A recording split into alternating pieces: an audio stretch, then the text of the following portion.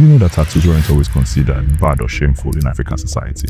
Not too long ago, they were a symbol of culture, heritage, and tradition. In fact, some of our own grandparents wore them with pride. But today, having tattoos could be labeled as irresponsible, rebellious, or even lost. What do I think about tattoos? Don't trade your heritage or spirituality. I was hiding it from my parents. But like 1 year. It's just a tattoo. No, I don't like it. So how did we get here? Let's rewind time a little bit.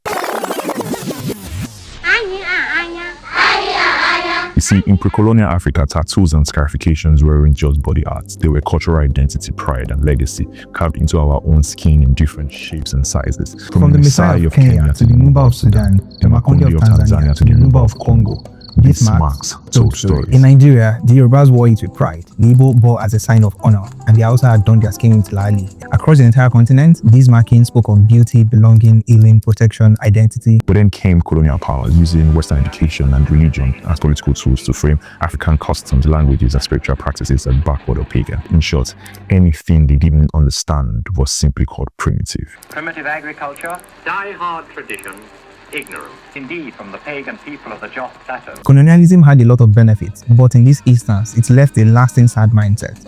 Many Africans today still believe what comes from the West is better, and our own traditions are something we should outgrow. In pursuit of Western validation, we buried our centuries of body art and culture.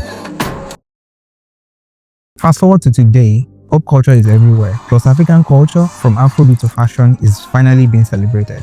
Tattoos are trending again. For those Africans that embrace it, see it as a Western invention, and those that frown upon it, see it as ungodly. Tattoos didn't come to us on Shitukumbo. They weren't imported, they came from us. The goal of this conversation isn't to criticize anyone's beliefs or to promote tattoos. It is to highlight something deeper. Maybe the real loss isn't just tattoos that we stopped wearing, but rather stories that we stopped telling because of a part of ourselves we're taught to be ashamed of. Now you're more aware.